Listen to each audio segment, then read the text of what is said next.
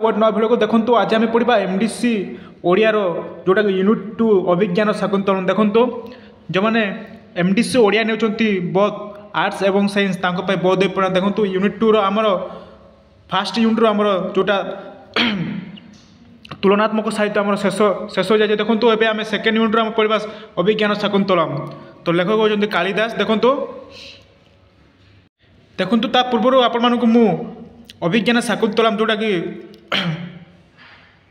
प्रणय बल्लरी यहाँ आम आज आम पढ़ा अभिज्ञान शाकुंतलम देखो यार क्वेश्चन लंग क्वेश्चन केमती को भाई आसे मुझे प्रथम आपको देखदेवी देखो तो देखिपे ए यूनिट्र क्वेश्चन केमती आस देखो ये 1 मार्क क्वेश्चन यहाँ मुझे लंग क्वेश्चन को भाई आस देखे दूसरी देन जीवा तार टॉपिक उपरकू देखो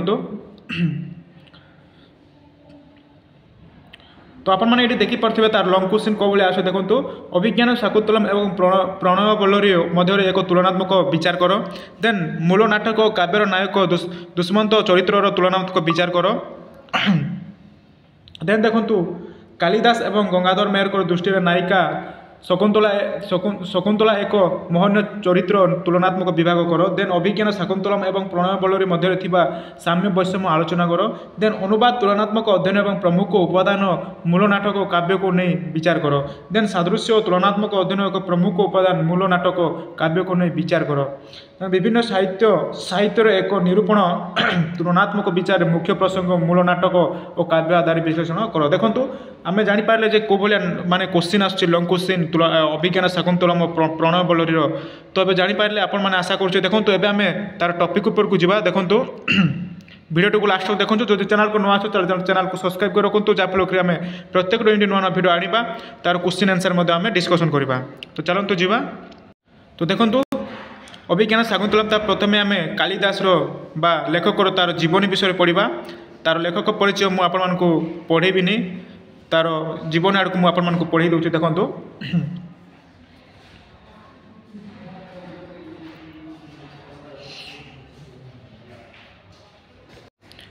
तो देखो कालिदास को पिता नाम थिला निरंजन तर्करत्न।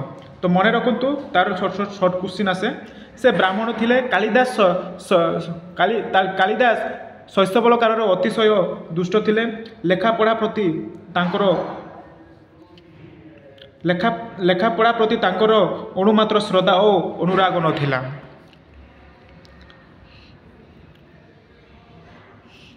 पिता निरंजन तर्करत्न कालिदास प्रथमे तांको ग्रामस्थित एक पाठशाला विद्याध्ययन कारण प्रवेश कराउथिले किंतु कालिदास को पाठशाला को गले मध्य वर्ण परिचय होई नथिला। देखंतु मने रखंतु कालिदास को पिता नाम कौन थिला शॉर्ट क्वेश्चन रे आपण मानको आसे। तो देन जीवा देखंतु देन देखंतु कालिदास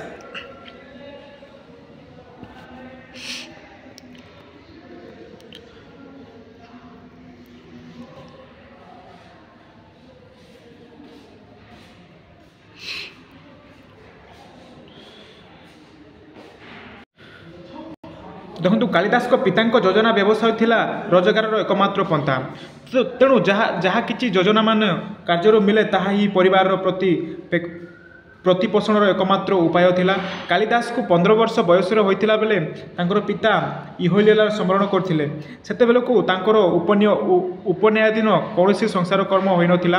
देन माता होती राजा और जजमान ठारे साहाय्य प्रार्थना होई तांकर व्रत विध संसार कार्य संपन्न कराइले और संसार परे कालिदास को मतिगति बदलिला।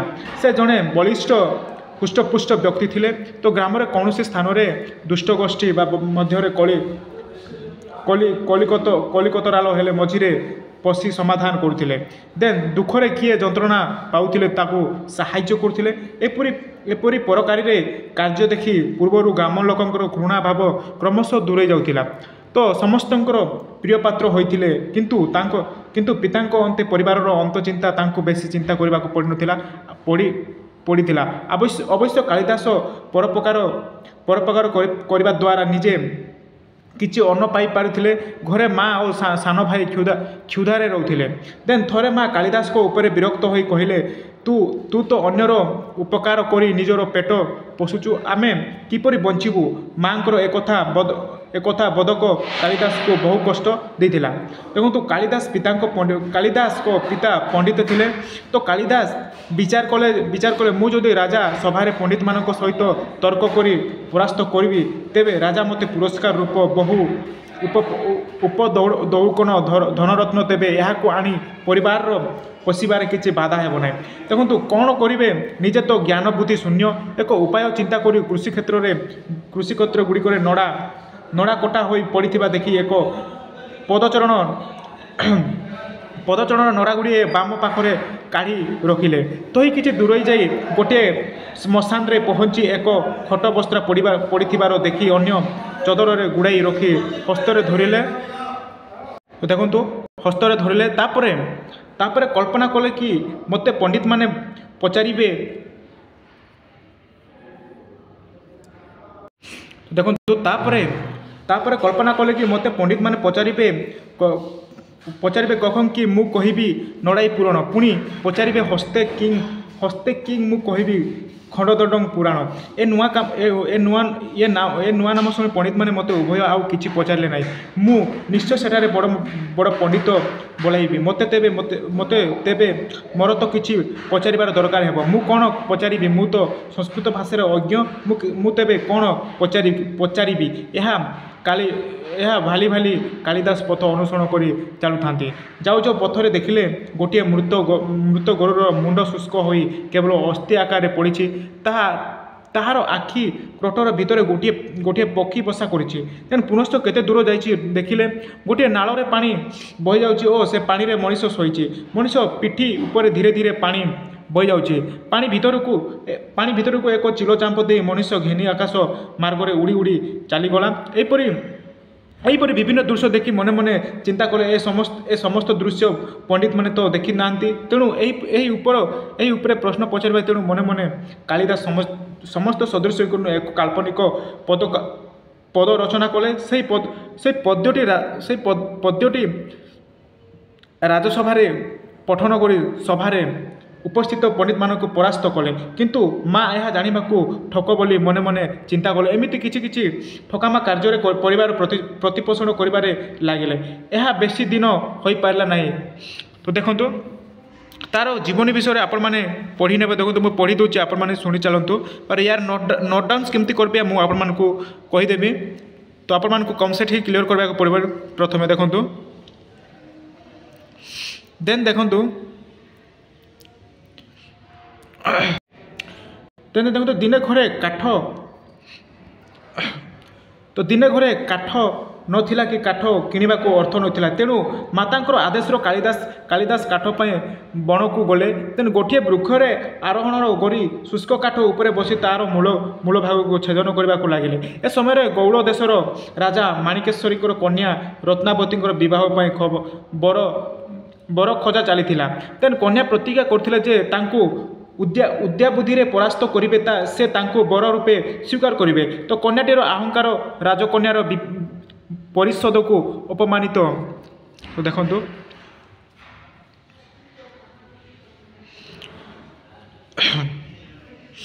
तेन देखो तो अपमानित होइथिला।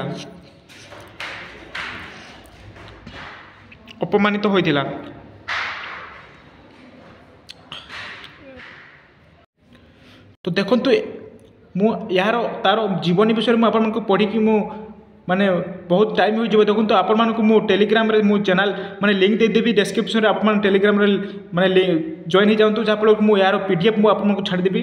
तो यहाँ आपण माने पढ़ी आपण माने बुझी पारबे। देखो तो मु तार विषय वस्तु ऊपर आपण मानक मु पढ़ी देबी। देखो तो यार जीवनी बहुत अच्छी आपण पढ़ले बहुत लेट हो। तो देखो तो मु तार टेलीग्राम रे मु यार पीडीएफ छाड़ी देबी। आपण टेलीग्राम रे जॉइन होना ताले मु डिस्क्रिप्शन रे टेलीग्राम लिंक दे दूची आपण माने जाकी जॉइन हो। देखो तो एबे पढ़िबा आमे तार विषय वस्तु ऊपर। तो देखो तार विषय वस्तु उपर आम पढ़ा जहाँफल कि बहुत टाइम हो जाऊँगी मैंने बहुत लंग अच्छी यार पीडीएफटा। तो देखो आम एबे देखा आम तार विषय वस्तु उपर। देखो तो देखंतु सारस्वत सृष्टि माने कालिदास कौन कौन रचना करछंती कुमार संभवम तो अभिज्ञान शाकुंतलम रघुवंशम मेघदूतम विक्रमादित्यम मालविका मित्रम। तो देखंतु एतिक से नाटक रचना करथिले। तो अभिज्ञान शाकुंतलम नाटकटी 7 गोटे अंक असंबलित संस्कृत नाट्यकार नियम अनुसार प्रथमे प्रस्तावना रही। तो प्रस्तावना भागरे सूत्रधार और नाटकीय कथोपकथन नाटकटी आरंभ होइछि। तो सूत्रधारा कहते हाँ हाँ ठीक मने पकईदे। तो यही लगे मु भूली जाइली कारण अंतराल को चाहे ए बेगवान मृगटी राजा दुष्मंत को जेपरी आकृष्ट कर घेनी आसुची मुझेपरी तुम गीतर माधुर्य और आकृष्ट हो जाइली। देखो आम अंक पढ़ा प्रथम अंक। तो देखो प्रथम अंक नाटकर प्रथम अंक राजा दुष्मंत शिकार उद्देश्य वन गमन कर सम्मुखें एक क्षिप्रज्ञामी मृगर पश्चात भ्रमण कर राजा दुष्मंत बहुपथ अतिक्रम करने मृगटी को बध करने उद्देश्य निज धनुरे तीर संयोग करने समय ऋषि कुमार कारण देखा मिली। मृगटी आश्रम मृग बोली तो तपस्विनी मानक ठारू शुणिबा परे राजा धनुरे तीर संयोग त्याग करछि। तेन परवर्ती पर्यायर आश्रमर अतिथ्यता ग्रहण करने को तपस्वी माने राजा को कहते आश्रमती कंठमुनिकर किंतु कंठमुनि निजर पालिता कन्या बा शकुंतलांकर ग्रह शांति पाई आश्रम त्याग कर बाहर को जाइछन्ति। तो अतीत सत्कार दायित्व शकुंतला उपरे न्यस्त तो न्यस्त करछन्ति बोली राजा शुणा पाई। तो देखो राजा आश्रमिक सौंदर्य को देखा निमंते आग्रह प्रकाश करछन्ति। तो आग्रह प्रकाश करछन्ति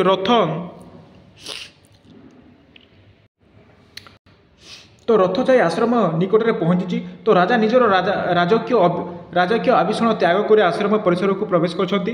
तो हठात किछि तपस्वी मानकर कथबार्ता से शुणा पाई। तो कथबार्ता कथबार्ता को श्रवण कर राजा दुष्मंत ताकर निकटवर्ती होती। तो देखा मिलूँ शकुंतला प्रियंबदा अनुसया वृक्ष मूल पानी दूची। तो समय समय समय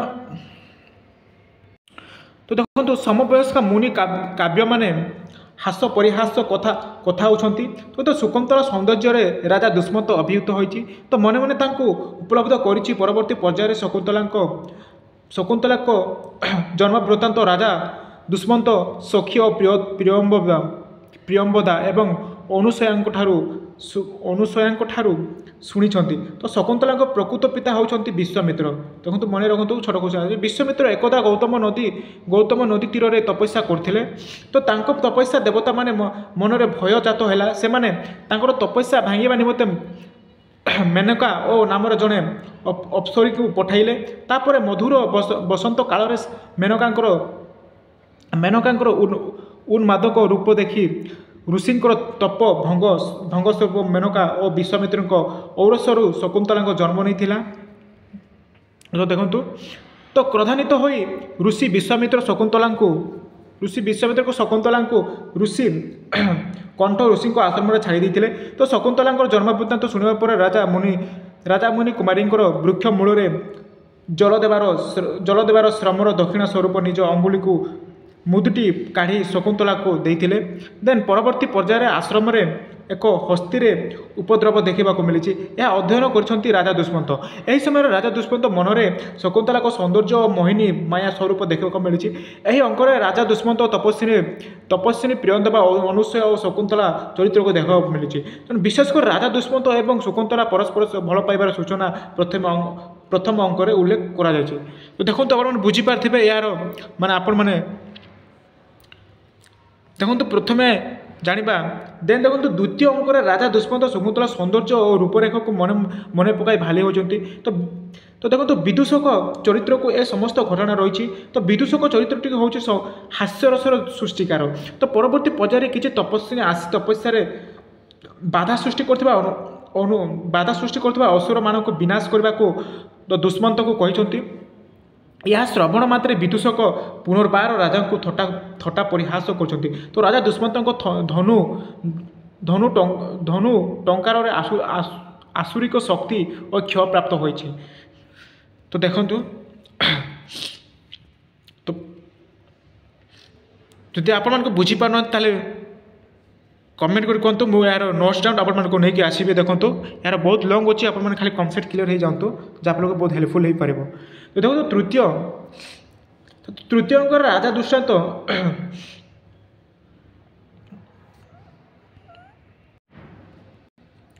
तृतीय अंक राजा दुष्यंत और शकुंतला उभयंकर सौंदर्यर विमोहित हो तो काम पीड़ा प्राप्त होइछि। तो सखी दुआर गणरे शकुंतला निजर मनर पुरुष राजा दुष्यंतक विहुने बंची पारिबा कष्टकर बोली कहते। तो अपरपक्षे राजा दुष्यंतकर सम प्रकार भावना जात होइछि।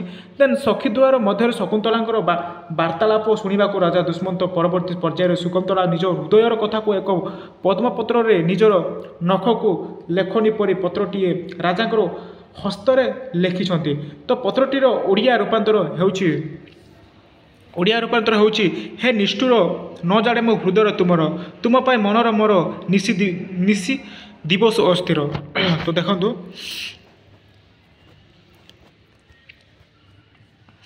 तो निशी दिवस अस्थिर देन अंगे अंगे ताप दिए निवारण मार।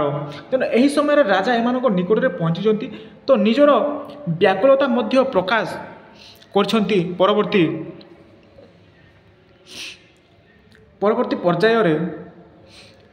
पर्यायर उभय परस्पर निकटवर्ती होती। हठात गौतमी आगमन बाधा सृष्टि कर गौतम आगमन सूचना पाई शकुंतला राजादूतर भूली जावाई कहते। तो परवर्ती पर्यायर शकुंतला राजा दुष्यंत सहित गांधर्व विवाह संपन्न होइछि बोली सखी प्रियतमा अनुसया और गाथा कहते। यही समय ऋषि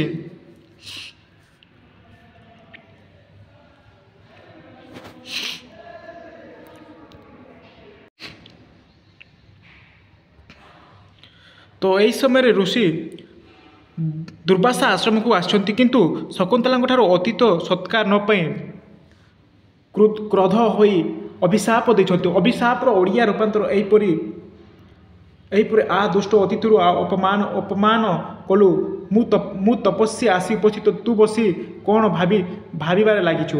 तू निष्ठुर मनर जहाँ कथा भावुचु ताकू तो कथा स्मरण कराई देले मध्य से तोर स्मरण करिपारबे नाही। तो जेपरी पागल व्यक्ति निजर उच्चारित कथा को आउ स्मरण करिपारबे नाही। तो ऋषिंकर एहीपरि काव्य श्रवण मात्र सखी प्रियतमा और अनुसया दुखरे म्रियमाण हो पड़ते। एथुरु मुक्ति पाई दुर्वासों निकट प्रियंबदा नेहरू आह्वती प्रियंदबा कहती भगवान आपण तपस्यार प्रभाव जानी झील पिलाटीर यही अपराध को प्रथम अपराध बोली विवेचना करी क्षमा करने को कहतु।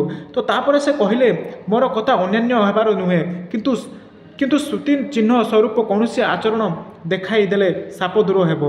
तो यह कही से अंतर्दान हो गले। तो देखो प्रियंबदा को आश्वस्ति मिलिला। तो राजा दुष्यंत जीवा बेले गोटे मुदी दे जाइछन्ति किंतु मुदीटी ऊपर तांकर नाम लेखा होइछि ताहाकु शकुंतला हाथ में पिंधाई देवा बेले से कहिथिले याहाकु देखि मते स्मरण करथिबो। वर्तमान सही मुदी द्वारा शकुंतला सापर प्रतिकार करा जाय परिबो।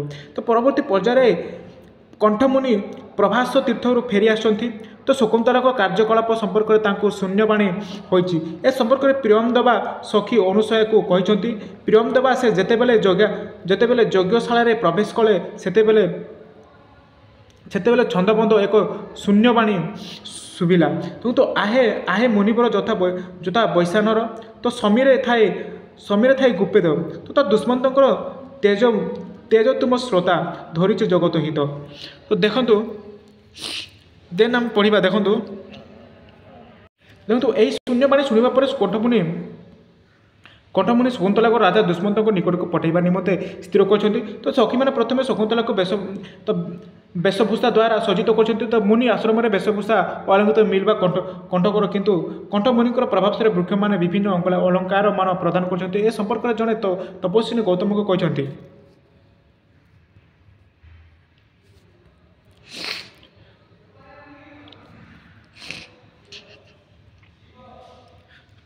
ए संपर्क में किए तपस्विनी गौतम को कहते। देन देखु ଦେଖନ୍ତୁ ନା ଶୁଣନ୍ତୁ ସେ ଆମକୁ ଶକୁନ୍ତଳାଙ୍କ ନିମନ୍ତେ ବୃକ୍ଷମାନଙ୍କ ଫୁଲ ତଳେ ଆଣିବାକୁ ଆଦେଶ ଦେଇଥିଲେ। ଦେଖ ଆମେ ଗଲା କ୍ଷଣି କେଉଁ ବୃକ୍ଷ ଚନ୍ଦ୍ର ପରି ଶୁଭ୍ର ରେଶମୀ ମଙ୍ଗଳ ଓ ବସ୍ତ୍ର ପ୍ରଦାନ କଲା, କିଏ ବା ପାରନ୍ଦର୍ଜନ ପାଇଁ ସୁନ୍ଦର ଲାକ୍ଷା ରସ ନିଃସୃତ କରିଦେଲା। ତେଣୁ ଅନ୍ୟାନ୍ୟ ବୃକ୍ଷମାନଙ୍କର ବନ ଦେବା କ'ଣ ସେମାନଙ୍କର କି ସଳୟ ବା ସଦୃଶ ହସ୍ତ ମଣିବନ୍ଧ ଥାଏ, ମଣିବନ୍ଧ ଯାଇ ବାହାର କରି ଆଭରଣମାନଙ୍କ ଅର୍ପଣ କଲେ। ଦେଖନ୍ତୁ ଶକୁନ୍ତଳା ଅଳଙ୍କାର ଦ୍ୱାରା ସଜ୍ଜିତ ହୋଇ ଦୁଇ ତପସ୍ୱୀଙ୍କ ଦ୍ୱାରା ରାଜା ଦୁଷ୍ମନ୍ତଙ୍କ ନିକଟକୁ ଯିବା ପାଇଁ ସକଳ ବ୍ୟବସ୍ଥା ଶେଷ ହୋଇଛି। ତେଣୁ ଶକୁନ୍ତଳା ଯିବା ସମୟରେ ଆଶ୍ରମର ସମସ୍ତ ପ୍ରକୃତି ଓ ଜୀବଜନ୍ତୁ ଦୁଃଖରେ ମ୍ରିୟମାଣ ହୋଇ ପଡ଼ିଛନ୍ତି।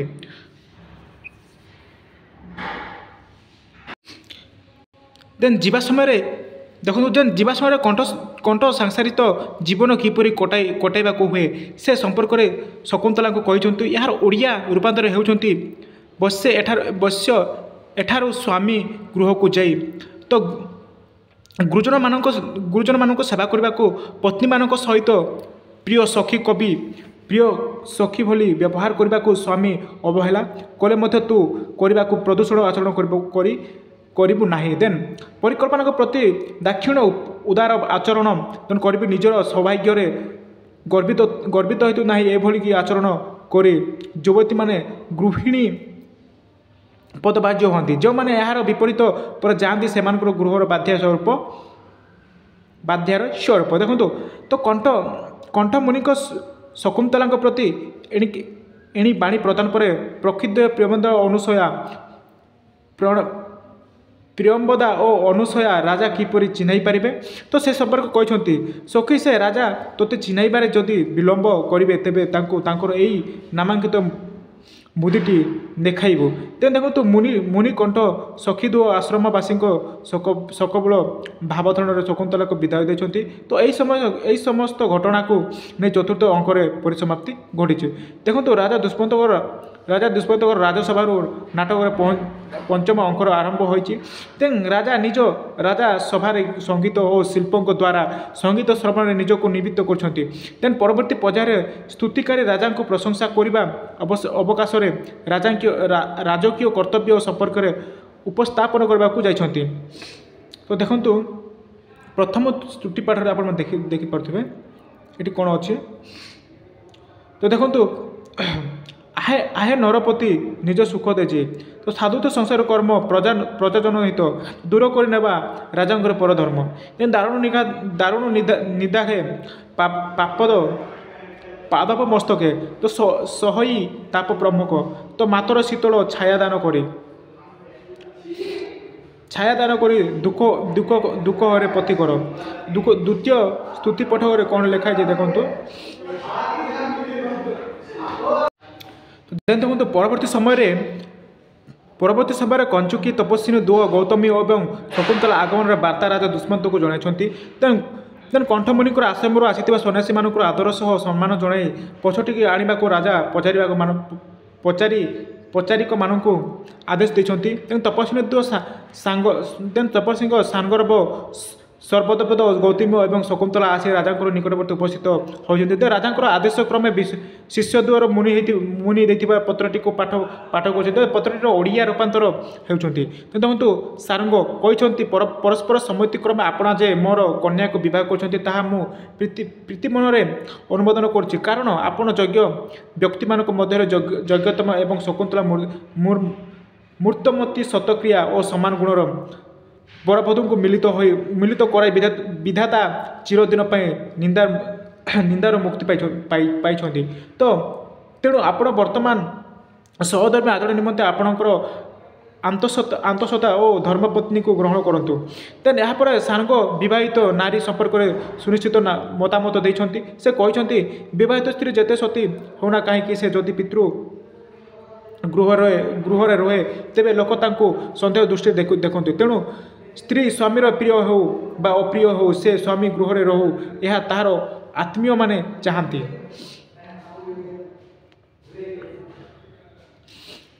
ଦେଖନ୍ତୁ तो परवर्ती समय तपस्वी दुह गौतमी और शकुंतला जिते प्रकार बुझाइले राजा दुष्मंत शकुंतला को निज पत्नी रूप ग्रहण करना तो स्तुति स्वरूप मुद्रिकाटी खोजा बेलू तार अंतर्दान कराई तो शेष शकुंतला को कंकलिगिनी बोली समस्ते कहते तो परस्त्री को ग्रहण करने पाप बोली राजा दुष्मंत कहते यापर ओडिया रूपांतर होची राजा कहते हे तपस्वी आपण मैंने कहीं प्रतारणा कर चंद्र केवल कुमुदिनी को एवं सूर्य केवल पंतिनी को विकसित करे तो परस्त्री को स्पर्श करने को संजोग व्यक्ति माने पदवादी मन बोलांती। तो देखो भिडियोटी बहुत लंग हो जाऊँगी जहाँ लोग आप बहुत लेंदी हो देखो मुझे आपको यहाँ छाड़ी दूसरी आप पीडीएफ मुझे टेलीग्राम छाड़देवी आप पढ़ी पारे बा यार मुझे गोटे नोट्स भी आपको बनईदेवी नेक्स्ट भिडियो देखो। नेक्स्ट देखो षष्ठ अंक देखो षष्ठ अंक कौन अच्छी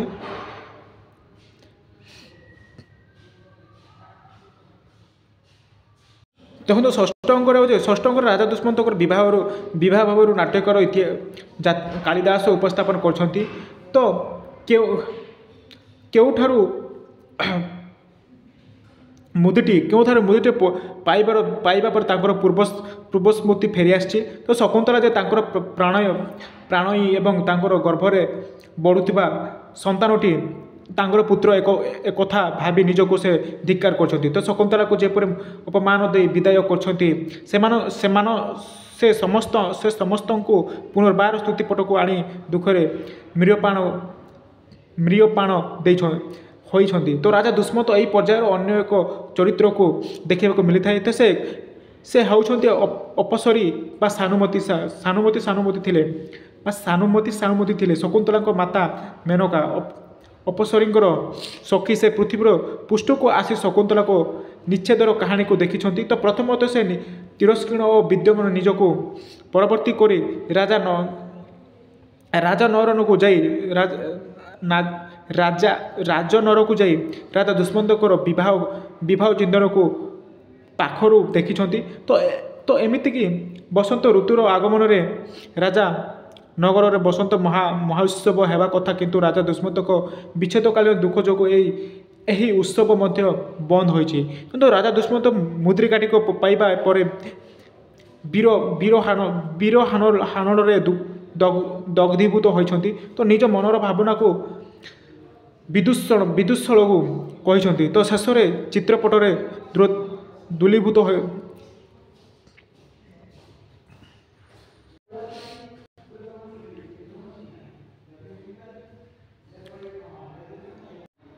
तो दूलित होता शकुंतलांकर चित्र को देखी निजर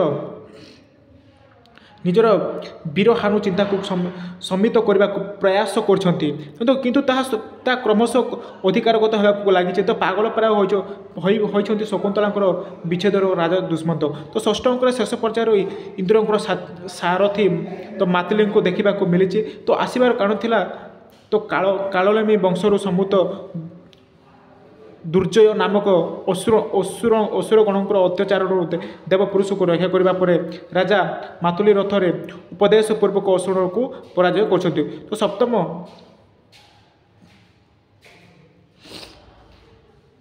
तो देखंतु तो सप्तम अंकर पर्यायर मालती रथर उपदेश कर राजा दुष्मंत का आकाश मर्गरे रही पृथ्वी पृष्ठ सौंदर्य को अवकालन कर देखु से यही समय राजा दृष्टि आसी हेमकूट पर्वत जो पर्वत माटीर तो पुत्र हेब दानव पिता प्रजापति कश्यप और सपस्तिप तपस्या कर तो यही कथा मातली ठारू शुणी राजा ऋषि को दर्शन करने निमंते आकाश मार्ग को हेमजूट पर्वत को आसते तो ऋषि को राजा को आसवा खबर देवाई मातली इंद्र पिता कश्यप ऋषि निकट को जाइछन्ति तो यही समय राजा अद्भुत दृश्य देखा पाई दृश्यटी होती जड़े छोट शिशु और सही संस्कार सब साबर दांत बा गणवा को प्रयास कर तो यहीपरि कार्य करथुवा देखि तपस्वी दुई जन बाण कहते एवं କହିଛନ୍ତି ଏହିପରି କାର୍ଯ୍ୟ ହେତୁ ଋଷି ଶିଶୁଟିକୁ ନାମ ସର୍ବଦା ରଖିଛନ୍ତି। ତ ଶିଶୁଟିର ଏପରି କାର୍ଯ୍ୟ ରାଜାଙ୍କୁ ଆନନ୍ଦ ସହ ବିସ୍ମୟବୋଧ କରିଛନ୍ତି। ତ ନିଜର ପୁତ୍ରବୋଧ ତାଙ୍କ ପୁତ୍ର ଭଳି ତାଙ୍କ ନାମ ମଧ୍ୟରେ ପ୍ରତୀତ ହୋଇଛି। କିନ୍ତୁ ତପସ୍ୱୀମାନଙ୍କର କହିବା ଉତ୍ତରେ ରାଜା ଦୁଷ୍ମନ୍ତ ଶିଶୁଟିକୁ ସିଂହଠାରୁ ଛଡ଼ାଇ ଆଣି କଳାଗ୍ରତ କରୁଛନ୍ତି।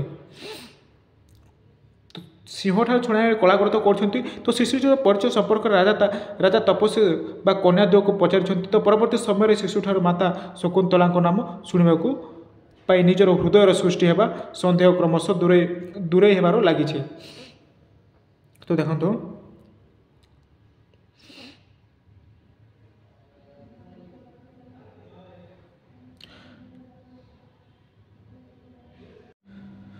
କିନ୍ତୁ ଏହି ସମୟରେ ତପସ୍ୱୀ ତ ଦେଖିଛନ୍ତି ଶିଶୁଙ୍କର ବାହୁରେ ବନ୍ଧନ ହୋଇଥିବାର ରକ୍ଷା କବଟି ନଥିବାର ସେ ଚାରିଆଡ଼େ ଖୋଜିଛନ୍ତି। ତ କିନ୍ତୁ ରାଜାଙ୍କର ଖୋଲି ଏହାକୁ ଉଠାଇ ଆଣିଛନ୍ତି। ତ ଏହି କବଚ କେବଳ ଶିଶୁ ଓ ତା'ର ପିତାମାତାଙ୍କ ବ୍ୟତୀତ ଅନ୍ୟ ଯିଏ ସ୍ପର୍ଶ କରିବେ ତେବେ କବଚଟି ସର୍ପ ପରି ତାକୁ ଦଂଶନ କରିବ। କିନ୍ତୁ ରାଜାଙ୍କର କିଛି ନ ହେବାରୁ ତପସ୍ୱୀ ଦ୍ୱୟ ଆଶ୍ଚର୍ଯ୍ୟ ହୋଇଥିଲେ। ତ କବଚ ହଜିଯିବା ଏବଂ ଅନ୍ୟ ଜଣେ ତାହାକୁ ଧରିନେବା କଥା ଶୁଣି ଶକୁନ୍ତଳା ବ୍ୟସ୍ତ ହୋଇ ସେହି ସ୍ଥାନରେ ପହଞ୍ଚିଛନ୍ତି। ଦେନ୍ ରାଜା ଓ ଶକୁନ୍ତଳାଙ୍କ ଉଭୟଙ୍କୁ ଦେଖି ଆଶ୍ଚର୍ଯ୍ୟ ହୋଇଛନ୍ତି। ତ ଶକୁନ୍ତଳା ଅଭିମାନରେ କେତେଗୋଟି ରାଜ୍ୟ ଓ ରାଜାଙ୍କର ଉଦ୍ଦେଶ୍ୟରେ କହିଛନ୍ତି। ଶେଷରେ ଉଭୟଙ୍କର ମିଳନ ଘଟିଛି। ତ ଋଷି କଶ୍ୟପ ଏବଂ ଋଷି ପତ୍ନୀ ଅତୀତ ଶକୁନ୍ତଳା ଓ ରାଜା ଦୁଷ୍ମନ୍ତ ଏବଂ ତାଙ୍କର ପୁତ୍ରକୁ ବିଦାୟ ଦେଇଛନ୍ତି। ତ ଏହିପରି ଘଟଣାକୁ ନେଇ ମହାକବି କାଳିଦାସ ଅଭିଜ୍ଞାନ ଶାକୁନ୍ତଳ ନାଟକକୁ ପରିସମାପ୍ତି କରିଛନ୍ତି। ତ ଦେଖନ୍ତୁ ଏହା ଥିଲା ଆମର ଅଭିଜ୍ଞାନ ଶାକୁନ୍ତଳ। ଆମେ ନେକ୍ସଟ ଭିଡ଼ିଓରେ ପଢ଼ିବା ଆମେ ତାର ପ୍ରଣୟ ବଳରେ। ତ ଏକ୍ଜାମରେ ଆସେ ଅଭିଜ୍ଞାନ ଶାକୁନ୍ତଳ ବା ପ୍ରଣୟ ବଳରେ ତାର ତୁଳନାତ୍ମକ ବା କିପରି ଭାବରେ ତାର ସାଦୃଶ୍ୟ ଲେଖ ବୋଲି ଆମେ ଏକ୍ଜାମରେ ଆସେ ଲଙ୍ଗ କ୍ୱେଶ୍ଚିନ୍। ଦେଖନ୍ତୁ ଆମେ ଆଜି ଏତିକି ଥାଉ ମାନେ ନେକ୍ସଟ କ୍ଲାସ୍ରେ ଆମେ ପ୍ରଣୟ ବଳରୀୟ ବା ଗଙ୍ଗାଧର ମେହେରଙ୍କର ପଢ଼ିବା। ଦେଖନ୍ତୁ ଯଦି ଭିଡ଼ିଓ ଭଲ ଲାଗିଛି ତାହେଲେ ଭିଡ଼ିଓକୁ ଲାଇକ୍ କରନ୍ତୁ, ସେୟାର କରନ୍ତୁ। ଆଶା କରୁଛି ଭିଡ଼ିଓ ଭଲ ଲାଗିଥିବ। ଯଦି ଭିଡ଼ିଓ ଭଲ ଲାଗୁନଥିବ ତାହେଲେ କମେଣ୍ଟ କରି କୁହନ୍ତୁ। ମୁଁ ଆଉ ଗୋଟେ ଭିଡ଼ିଓ ଆଣିବି ଯାହାକି ମୁଁ ହ୍ୟାଣ୍ଡ ନୋଟ୍ସରେ ଆପଣମାନଙ୍କୁ ଲେଖିକି ଆଣିଦେବି। ତ ଦେଖନ୍ତୁ ଆଶା କରୁଛି ଭିଡ଼ିଓ ଭଲ ଲାଗିଥିବ। ଯଦି ଭିଡ଼ିଓ ଭଲ ଲାଗିଛି ତାହେଲେ ଭିଡ଼ିଓକୁ ଲାଇକ୍ କରନ୍ତୁ, ସେୟାର କରନ୍ତୁ। ଆଉ ଦେଖନ୍ତୁ ଯଦି ଟେଲିଗ୍ରାମ ଚ୍ୟାନେଲରେ ଜଏନ୍ ହେଇନାହାନ୍ତି ତାହେଲେ ଟେଲିଗ୍ରାମ ଚ୍ୟାନେଲ ମୁଁ ଡିସ୍କ୍ରିପ୍ସନରେ ଦେଇଦେଉଛି। ଆପଣମାନେ ଯାଇକି ଜଏନ୍ ହେଇଯାନ୍ତୁ, ଯାହାଫଳରେ ମୁଁ ଏହାର PDF ମୁଁ ଆପଣଙ୍କୁ ଛାଡ଼ିଦେବି, ଆପଣଙ୍କୁ ବହୁତ ହେଲ୍ପଫୁଲ୍ ହେଇପାରିବ। ଦେଖନ୍ତୁ ତ ଏତିକି ଥିଲା ଭିଡ଼ିଓଟି। ଆଶା କରୁଛି ଯଦି ଭିଡ଼ିଓ ଭଲ ଲାଗୁଛି ତାହେଲେ ଭିଡ଼ିଓକୁ ଲାଇକ୍ କରନ୍ତୁ, ସେୟାର କରନ୍ତୁ। ତ ଥ୍ୟାଙ୍କ ୟୁ।